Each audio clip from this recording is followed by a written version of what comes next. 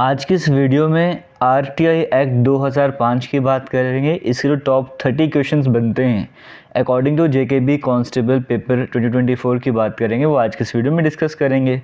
आप अपना preparation level check कर सकते हैं या फिर अगर आप बिगिनर हैं, पहली बार इस टॉपिक को पढ़ रहे हैं, तो भी आप अगर ये एमसीक्यू सीरीज़ देखोगे, आज की वीडियो देखोगे, तो आपको आरटीआई एक्ट अच्छे तरीके से समझ आ जाएगा। बाकी इस पर डिटेल्ड वीडियो भी अवेलेबल है हमारे इसी यूट्यूब चैनल पर। आप प्लेलिस्ट में जाओगे, नो जम्मू कश्मीर के नाम से प्लेलिस्ट है, वहाँ पे जम्मू कश्मीर का 90-95% सिलेबस कवर करवाया गया। वहाँ पे जगह पे इन डेप्थ वीडियोस भी देख सकते हो। और इसका पीडीएफ भी आपको हमारे टेलीग्राम पर मिल जाएगा, जिसका लिंक आपको वीडियो के कमेंट सेक्शन में मिलेगा। वहाँ पे जाकर टेलीग्राम ज्वाइन कर लीजिए, वहाँ पर 30 क्वेश्चन का पीडीएफ आपको आराम से मिल जाएगा। तो स्टार्ट करते हैं आज के इस वीडियो को। आज के फर्स्ट क्वेश्चन आपके सामने स्क्रीन में आपको देखने को मिल रहा है। यहाँ पर कहा गया है, what does the RTI act 2005 aim to promote. RTI act 2005 की बात करेंगे, इसका मकसद क्या है, ये किसको प्रमोट करना चाहता है। ट्रांसपेरेंसी और अकाउंटेबिलिटी को सरकार में जो रहती है, या इकोनॉमिक ग्रोथ को, इन्वायरमेंटल प्रोटेक्शन को, सोशल वेलफेयर को। ये नाम से भी समझ आ रहा है आरटीआई एक्ट है। आप जानकारी लेते हो गवर्नमेंट डिपार्टमेंट से, अगर आप जानकारी ले रहे हो, उसका मतलब क्या है, आप सरकार का जो काम करने का तरीका है, आप तो सरकार में ट्रांसपेरेंसी बनी रहे, पारदर्शिता बनी रहे, जो सरकार जो भी डिसीजन लेती है उसके लिए वो मतलब अकाउंटेबल भी रहेगी, उसी के लिए जो भी अगर डिसीजन सही लेती है तो वही उसके लिए जिम्मेवार रहेगी, है ना। इस तरह से तो आप क्या चाहते हो कि ट्रांसपेरेंसी और अकाउंटेबिलिटी बनी रहे गवर्नमेंट में, तो इसका यही प्रमोशन, इसका यही एम है आरटीआई एक्ट का। तो ऑप्शन नंबर 1 करेक्ट आंसर हो जाएगा। हालांकि पहला क्वेश्चन तो बेसिक था, उम्मीद करता हूँ आपको समझ आ रहा होगा। नेक्स्ट क्वेश्चन हमारे सामने आता है, आरटीआई एक्ट 2005 की बात करेंगे। Repealed which act. RTI act ने कौन से एक्ट को रिपील करा था, मतलब आरटीआई एक्ट से पहले ये जो आर्टिकल 2005 में आई, से पहले एक एक्ट और हुआ करता था, उस एक्ट को हटाकर ये वाला एक्ट सामने आया है। तो कौन से एक्ट को रिपील करने के बाद आरटीआई एक्ट 2005 आया था। Freedom act 2005, freedom of information act 2002, information act 2003, या फिर आरटीआई एक्ट 2003। तो फ्रीडम ऑफ इंफॉर्मेशन एक्ट 2002 पहले हुआ करता था, इसको हटा के जो है वो आरटीआई एक्ट 2005 सामने आया। तो ऑप्शन नंबर बी यहाँ पर करेक्ट आंसर हो जाएगा। चलते हैं आज के थर्ड क्वेश्चन की बात करेंगे। आपके सामने स्क्रीन में कहा जा रहा है, आरटीआई एक्ट 2005 की बात करेंगे, इसमें आपको कितने चैप्टर देखने को मिलेंगे। देखो आरटीआई एक्ट की बात करेंगे, इसमें कई सारे सेक्शंस हैं, वो क्वेश्चन आपके सामने अगर भी आपको पता लग जाएगा। लेकिन आरटीआई एक्ट 2005 की बात करेंगे, इसमें आपको 6 चैप्टर देखने को मिलते हैं। टोटल 6 चैप्टर आपको देखने को मिलते हैं और 2 शेड्यूल आपको देखने को मिलते हैं। तो ये क्वेश्चन आपको याद कर लें, जो बिगिनर्स हैं वो भी याद कर लीजिएगा। तो आरटीआई एक्ट 2005 में कितने चैप्टर हैं, 6 चैप्टर हैं। तो option number C correct answer हो जाएगा। आपसे पूछते कितने शेड्यूल हैं, आप बोलते 2 शेड्यूल हो जाएंगे। तो इस तरीके से और कुछ इंपॉर्टेंट क्वेश्चन आपके यहाँ पर कवर होते हैं। चलते हैं नेक्स्ट इंपॉर्टेंट क्वेश्चन की हम यहाँ पर बात कर लेते हैं। आपके सामने स्क्रीन में आएगा, अभी मैंने आपको कहा कि आरटीआई एक्ट 2005 की बात करेंगे, इसमें 6 चैप्टर हैं, 2 शेड्यूल हैं। अब सेक्शंस कितने आपसे वो पूछ रहा है। किसी सेक्शन में बोला तो कि आरटीआई एक्ट का मतलब क्या, डेफिनेशन, अलग अलग सेक्शन में अलग बातें कही गई हैं। टोटल कितने सेक्शन हैं आरटीआई के, तो 31 सेक्शन है। ऑप्शन नंबर सी में आपको देखने को मिल रहा है। तो जो बेसिक डाटा है वो सारा आपका क्लियर हो रहा है, जैसे एग्जाम में क्वेश्चन बने भी और उम्मीद करते हैं ऐसे आपके एग्जाम में भी क्वेश्चन बन जाएगा। तो पहले 4 क्वेश्चन आपके यहाँ पे कंप्लीट हो चुके हैं। आगे चलते हैं 5th क्वेश्चन की बात करते हैं। वीडियो को शेयर कीजिएगा, इसी तरह की और भी इंपॉर्टेंट वीडियोज़ आपके लिए आती रहेंगी। क्वेश्चन नंबर 5 आपके सामने स्क्रीन में यहाँ पे कहा जा रहा है, when was the RTI act 2005 की बात करेंगे passed by the parliament of India. India में पार्लियामेंट में से इसे कब पास कराया गया था। देखो आरटीआई एक्ट की बात करेंगे, हुआ क्या, ये पहले लोकसभा में एंट्री करता है, ये बिल होता है, इसको पहले लोकसभा में लेकर जाया जाता है। 2005 की बात है, 11 मई को यहाँ पर जो इस बिल को लोकसभा में लेकर जाते हैं, फिर लोकसभा में पास हो जाता है। फिर 12 मई को, 12 मई की अगर हम बात करेंगे, इसको राज्यसभा में लेकर जाते हैं, फिर राज्यसभा में भी ये पास हो जाता है। तो फाइनली क्या होता है, प्रेसिडेंट जो है यहाँ पर वो साइन करते हैं, जब वो साइन कर जाते हैं फिर ये एक्ट बन जाता है, मतलब ये पास हो जाता है। तो वो साइन कब करा गया, या फिर आप कह लो कि आरटीआई एक्ट पास कब हुआ था, आपसे वो पूछा जा रहा है। तो जो सिग्नेचर वाला काम यहाँ पर आपको देखने को मिल रहा था, ये 15 जून 2005 को देखने को मिल रहा था। Option number C correct. मई के मंथ में जो लोकसभा राज्यसभा में जाता है, फिर अप्रैल मई छोड़ के मई के मंथ में चलेगा वहाँ पे, फिर नेक्स्ट मंथ जून की अगर हम बात करेंगे, 15 जून की बात करेंगे, 2005 वाला ईयर आपको देखने को मिल रहा है। यहाँ पे पार्लियामेंट के द्वारा से पास भी कर दिया जाता है। तो option number C correct answer हो जाएगा। नेक्स्ट क्वेश्चन इसी से रिलेटेड है, when was the RTI act enacted. अब पिछले क्वेश्चन में था कि आरटीआई एक्ट पास कब करा गया, तो हमने कहा 15 जून को पास करा गया था। लेकिन आरटीआई एक्ट जो है इनेक्ट में कब हुआ, इन्फोर्स कब करा गया, वो एक्ट लागू कब से करा गया, आपसे वो पूछा जा रहा है। ठीक है, तो बड़ा डिफरेंस है पास होने में और इम्प्लीमेंट होने में। पास तो हो गया था 15 जून को, लेकिन वो इम्प्लीमेंट कब से हुआ आपसे यहाँ पर वो पूछ जा रहा है। ये इम्प्लीमेंट करा गया था 12 अक्टूबर 2005 को। तो ऑप्शन नंबर बी यहाँ पर करेक्ट आंसर हो जाएगा। उम्मीद करता हूँ अभी तक क्वेश्चन आपके समझ आ रहे होंगे। जिसने पहले चैप्टर को पढ़ा है वो सभी क्वेश्चन के सही आंसर दे रहा होगा। आगे चलते क्वेश्चन नंबर 7 की बात करेंगे। यहाँ पे कहा जा रहा है who among the following gave his assent to RTI act. इनमें से कौन है जिन्होंने एसेंट दिया था RTI एक्ट को, मतलब अप्रूव करा था, साइन करा था किसमें। अभी आपको मैंने बताया कि RTI एक्ट की बात करेंगे 11 मई 2005 की बात करेंगे लोकसभा में गया, 12 मई 2005 की बात करेंगे राज्यसभा में गया, फिर प्रेसिडेंट इसमें साइन करते हैं 15 जून 2005 को। हम तभी कहते हैं कि RTI एक्ट यहाँ पे पास हो गया था।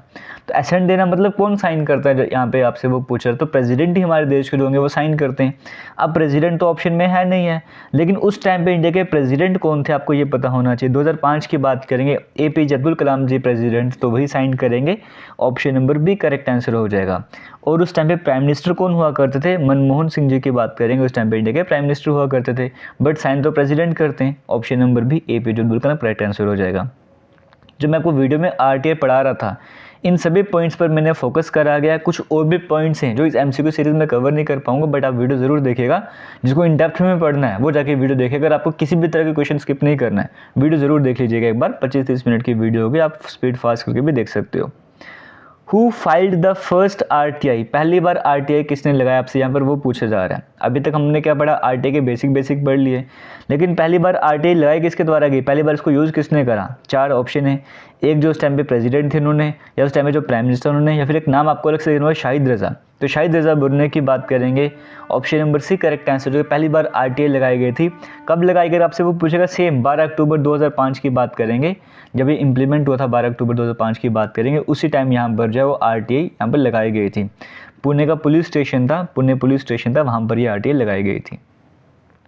आगे चलते हैं क्वेश्चन नंबर 9 की हम बात करेंगे। आपके सामने स्क्रीन में आ रहा है। ये तो हमने कर लिया ना, RTI वो हुआ, ये भी हमने कर लिया। अब हमने यहाँ पे चलना है। क्वेश्चन नंबर 9 की बात करें, यहाँ पे कह रहा है which schedule of RTI act deals with oath and affirmation. आपको मैंने कहा कि 6 चैप्टर हैं RTI में, और 6 चैप्टर होने के साथ साथ RTI की जब मैं बात करूँ तो उसमें 2 शेड्यूल भी देखने को मिलते हैं। तो देखो ये आपको बड़ा इंपॉर्टेंट रहने वाला, आपको इसके बारे में पता होना चाहिए। 2 शेड्यूल की बात करेंगे यहाँ पे। तो फर्स्ट शेड्यूल जो हमारे पास आता है, क्योंकि 2 ही शेड्यूल हैं तो फर्स्ट आंसर तो सेकंड आंसर होगा। ओथ और एफर्मेशन की बात करेंगे, शब्द वगैरह से कौन सा रिलेट करता है शेड्यूल, तो शेड्यूल नंबर फर्स्ट जो है वो रिलेट करता है। तो आपसे वही पूछा गया, option number A correct answer हो जाएगा। तो अगर आपसे पूछता कि बताओ इंटेलिजेंस और जो सिक्योरिटी ऑर्गेनाइजेशन है उससे कौन सा हमारा शेड्यूल डील करता है, फिर हम बोलते हैं शेड्यूल 2 डील करता है। तो 2 शेड्यूल इस तरह से आपने याद भी कर लिए, क्वेश्चन के फॉर्मेट भी आपके सामने आ चुके हैं।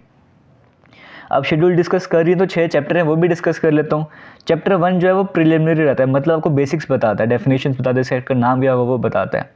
चैप्टर 2 की बात करेंगे, ये बताता है RTI के बारे में बताता है, और ऑब्लिगेशन ऑफ अथॉरिटीज़, मतलब अथॉरिटीज़ को क्या क्या काम करना है इन दिनों में, वो सब कुछ बताता है। चैप्टर 3 यहाँ पे देखो, चैप्टर 1 में प्रीलिम हो गया, चैप्टर 2 में RTI बोलो और ऑब्लिगेशन पब्लिक अथॉरिटी की बोलो। चैप्टर 3 किसके बारे में बताता है, सेंट्रल इंफॉर्मेशन कमीशन के बारे में बताता है। चैप्टर 4 सेंटर में इंफॉर्मेशन कमीशन के बारे में चैप्टर 3 बता रहा है। चैप्टर 4 जो स्टेट में इंफॉर्मेशन कमीशन होता है उसके बारे में बताता है। फिर चैप्टर 5 इनकी पावर्स के बारे में बताता है कि जो इंफॉर्मेशन कमीशन चाहे स्टेट वाले चाहे सेंट्रल, इनकी पावर, इनके फंक्शन के हैं, वो चैप्टर 5 बताता है। और चैप्टर 6 में मिसलेनियस आपको देखने को मिल जाता है। इस तरह से 6 चैप्टर कंप्लीट हो गए। अब नेक्स्ट क्वेश्चन नंबर 10 आपके सामने जो स्क्रीन में आ रहा है, यहाँ पे कहा जा रहा है which section of RTI act deals with the appointment of public information officer. कौन सा सेक्शन RTI एक्ट का ऐसा है जो हमें बताता है कि पब्लिक इंफॉर्मेशन ऑफिसर अपॉइंट करे जाएंगे। देखिए सेक्शन 1 जो हमारे पास आता है, सेक्शन 1 तो बेसिकली हमको बताता है कि इस एक्ट को हम RTI कहेंगे, ये पूरे इंडिया में जाएगा, जम्मू कश्मीर को छोड़ के, बट आज में जम्मू कश्मीर में इम्प्लीमेंट होता है। सेक्शन 1 हमारे पास ये आता है। सेक्शन नंबर 2 में डेफिनेशंस बताई गई कि किसका मतलब क्या हुआ करेगा, सब कुछ आपको देखने को मिलता है। सेक्शन नंबर 3 की बात करेंगे, यहाँ पे ऑब्लिगेशन बताता है पब्लिक अथॉरिटी की, आपको बोलते हैं कि आपको 120 दिनों का टाइम अपने डाटा वगैरह सारा, सेक्शन 3 हमारे पास जो आता है, सेक्शन 3 हमारे पास आता है कि RTI एक्ट लगा कौन सकता है, जैसे हमारे यहाँ के सिटीजन वगैरह इंडिया के वो लगा सकते हैं, सेक्शन 3 बताता है। सेक्शन 4 हमको बताता है ऑब्लिगेशंस क्या है पब्लिक अथॉरिटी की, कि आपको 120 दिनों का टाइम दिया जा रहा है, आप अपने सारे डाटा वगैरह जो भी है वो पब्लिक डोमेन में लेकर आ जाओ, इस तरह से करके। तो तो पहले 4 सेक्शन अपने समझ लिए, बट यहाँ पर आपसे पूछ रहे कौन सा सेक्शन आरटी एक्ट का ऐसा जो पब्लिक इन्फॉर्मेशन ऑफिसर की अपॉइंटमेंट से रिलेट करता है, तो वो सेक्शन 5 ही है। तो ऑप्शन नंबर बी हमारे पास करेक्ट आंसर हो जाएगा। सेक्शन नंबर 5 ही आता है, डेजिग्नेशन वाला आता है ये डेजिग्नेशन। ये सेक्शन नंबर 5 बोलता है designation of public information officer, PIO बोलता है। सभी जो अथॉरिटीज उनको कहा जाता है आपको 100 दिनों का टाइम दिया गया, आपको आप एक काम करो अपने लेवल पे, अगर सेंट्रल लेवल तो सेंट्रल लेवल पे PIO अपॉइंट कर लो, central public information officer appoint कर लो, अगर स्टेट लेवल पे तो स्टेट पब्लिक इन्फॉर्मेशन ऑफिसर या assistant public information officer central level पे, स्टेट लेवल पे, ये सब कुछ आपको डेजिग्नेट करने, अपॉइंट करने कौन सा सेक्शन हमको बोलता है, सेक्शन नंबर 5 बोलता है। वही आपको यहाँ पर पूछा जा रहा था। क्वेश्चन नंबर 11 की बात करेंगे, आपके सामने स्क्रीन में यहाँ पे कहा जा रहा है who appoints the central information commissioner. जो सेंट्रल इंफॉर्मेशन कमिश्नर होते हैं कौन अपॉइंट करता है, सेंट्रल लेवल पर हैं तो प्रेसिडेंट अपॉइंट करते हैं, बट अगर स्टेट लेवल पे इंफॉर्मेशन कमिश्नर होंगे तो जैसे सेंटर में प्रेसिडेंट तो स्टेट में गवर्नर होते हैं, तो स्टेट लेवल पे अगर इंफॉर्मेशन कमिश्नर तो गवर्नर अपॉइंट करेंगे। यहाँ पे ऑप्शन नंबर बी करेक्ट होगा, यहाँ पे option number C correct answer हो जाएगा। आगे चलते क्वेश्चन नंबर 13 की बात करेंगे, कहा जा रहा है under the RTI act, RTI act की अगर हम बात करेंगे, what is the maximum fee that can be charge for filing an RTI application. यहाँ पे अगर आपको फ़ी लेनी होगी, अगर आपको RTI वगैरह लगानी है, आप कितनी फ़ी लेते हो यहाँ पे, तो यहाँ पे जो फ़ी वेरी करती है, हालांकि अगर हम देखा जाए जो स्टैंडर्ड फ़ी रहती है वो 10 रुपीज़ रहती है, हालांकि किसी से लेंगे भी नहीं, ऐसा भी रहता है किसी केसेस में कि आपको फ़ी लेनी भी नहीं है, ऐसा भी देखने को मिलता है। बट जो फ़ी रहती है, जो जनरल फ़ी रहती है, वो 10 रुपीज़ की एप्लीकेशन फ़ी आपको देखने को मिलती है। अब आगे चलेंगे, क्वेश्चन नंबर 4 की बात करेंगे, कहा जा रहा है विच of the following is not an exempted category of information under the RTI act. देखो एक आधे एग्जेम्प्टेड कैटेगरीज आती है हमारे पास RTI एक्ट अकॉर्डिंग की, आप इनसे इन्फॉर्मेशन ही ले सकते हो। हमारे देश की सिक्योरिटी का मसला है, पार्लियामेंट का मसला, आप इनसे क्या है, आप इनसे इन्फॉर्मेशन ही मांग सकते हो। तो वो थे एग्जेम्प्टेड कैटेगरी। आपसे यहाँ पे पूछ से कौन सी एग्जेम्प्टेड कैटेगरी नहीं है, मतलब आप उनसे इन्फॉर्मेशन ले सकते हो। तो अगर नेशनल सिक्योरिटी को कोई इन्फॉर्मेशन अफेक्ट कर रही है तो वो तो एग्जेम्प्टेड कैटेगरी में आ जाएगी ना। यहाँ पर आपको बोल रहा है कौन सी नहीं आएगी। पर्सनल इन्फॉर्मेशन जो है आप वो भी नहीं पूछ सकते हो, तो वो भी एग्जेम्प्टेड कैटेगरी में आ जाएगी। अगर किसी क्राइम की इन्वेस्टिगेशन चल रही है, आप वहाँ पर भी उनसे जानकारी ले, वो भी एग्जेम्प्टेड कैटेगरी आ जाएगी। इन्फॉर्मेशन ऑफ पब्लिक एक्सपेंडिचर, कोई काम चल रहा है सरकारी काम, उसमें कितना खर्चा किया जा रहा है, ये तो आप पूछ सकते हो, ये एग्जेम्प्टेड कैटेगरी में नहीं आता, वही तो आपसे पूछा जा रहा था। तो ऑप्शन नंबर डी यहाँ पर करेक्ट आंसर हो जाएगा। आगे चलते हैं, नेक्स्ट क्वेश्चन की बात करेंगे। और आपको बताना चाहूँगा, अगर अभी तक आपने टेस्ट सीरीज़ को नहीं ज्वाइन करा है, वीडियो के कमेंट सेक्शन में आपको लिंक मिलेगा हमारे एप्लीकेशन का, कोर्सेज़ का, वहाँ पे जाके आप कोर्सेज़ को भी ज्वाइन कर सकते हो। टेस्ट सीरीज़ है उनको भी आप ज्वाइन कर सकते हो। ऑलरेडी उसका प्राइस भी कम कर दिया गया, लेटेस्ट मॉक टेस्ट आज एक और वहाँ पे अपलोड करा गया। आगे चलेंगे, नेक्स्ट क्वेश्चन हमारे सामने यहाँ पे कहा जा रहा है what is the time limit for a public authority to respond to RTI request. अगर जनरल हालांकि टाइम वेरी करता है कि किसके लिए आप RTI वगैरह वो मंगा रहे हो उस तरह से, लेकिन यहाँ पे कहा जा रहा है कि टाइम लिमिट क्या रखिएगा कि अगर पब्लिक अथॉरिटी को रिस्पॉन्ड करना है, RTI एक्ट का रिप्लाई वगैरह देना है, कितने दिनों में उसको रिप्लाई करना पड़ेगा, आपसे वो पूछा जा रहा है।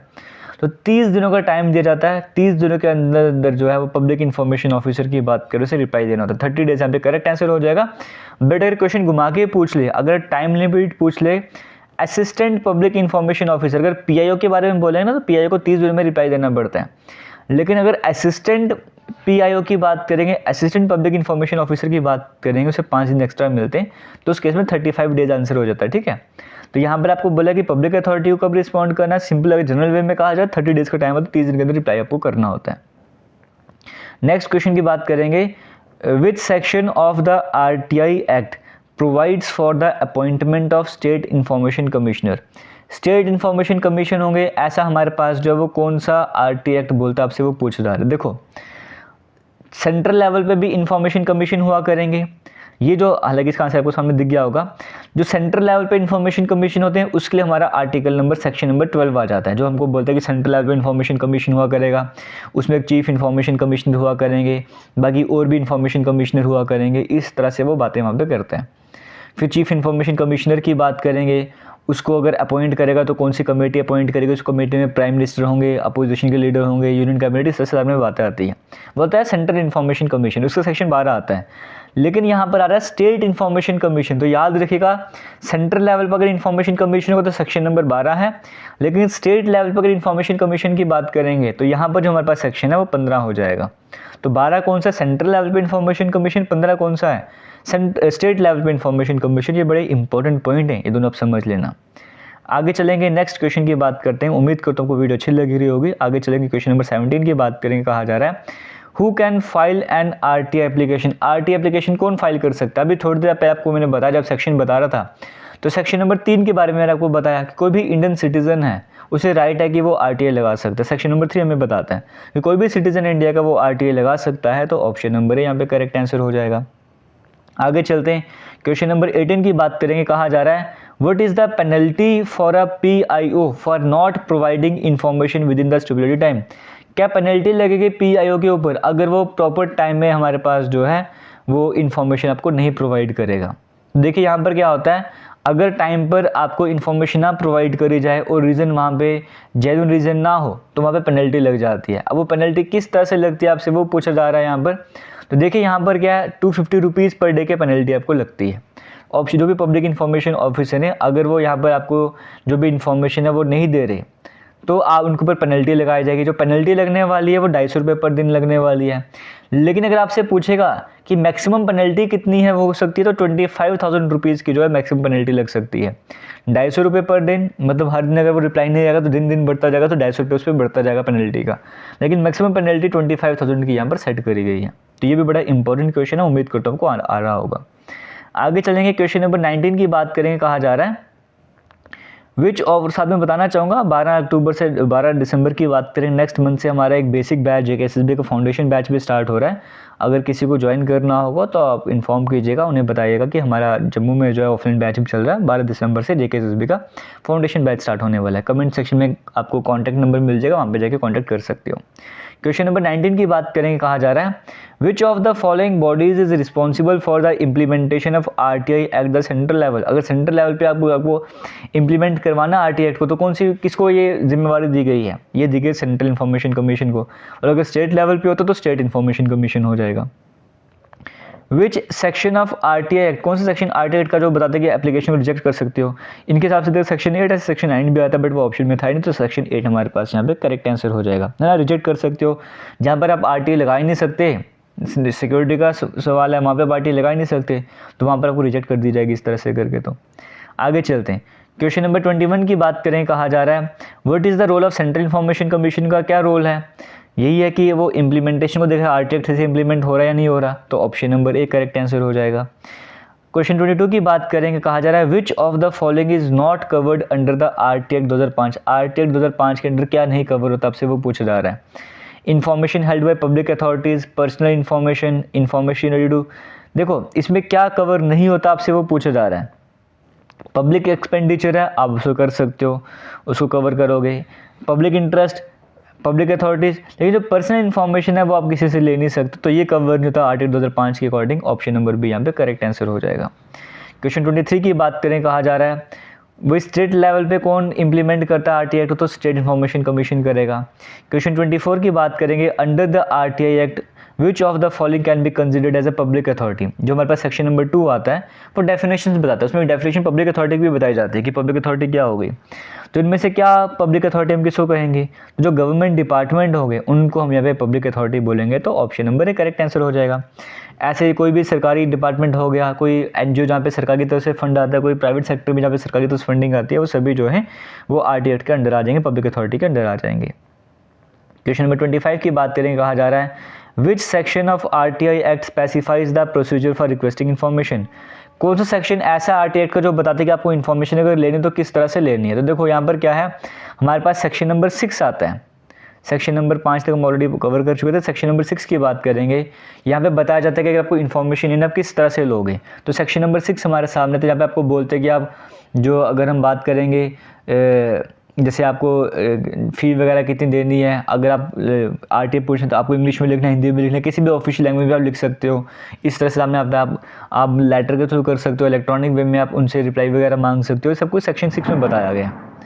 आगे चलेंगे, क्वेश्चन नंबर 26 की बात करें। कहा जा रहा है what is the time limit for the information to be provided in case of life और लिबर्टी। लाइफ और लिबर्टी का सवाल होगा तो इन्फॉर्मेशन कितनी देर में आपको देनी पड़ेगी। मैंने आपको पहले बताया कि अगर पीआईओ के पास बात पहुंच गई 30 दिन में रिप्लाई देना पड़ेगा, जनरल जो टाइम होता है। असिस्टेंट पब्लिक इन्फॉर्मेशन ऑफिसर के पास होगी 5 दिन एक्स्ट्रा, तो 35 दिन हो जाएगा। लेकिन किसी ज़िंदगी का सवाल है, लाइफ लिबर्टी का सवाल है, तो आपको जो रिप्लाई 48 आवर्स के अंदर देना पड़ेगा। ऑप्शन नंबर बी यहाँ पे करेक्ट आंसर हो जाएगा। आगे चलेंगे क्वेश्चन नंबर 27 की बात करेंगे, सामने स्क्रीन में है।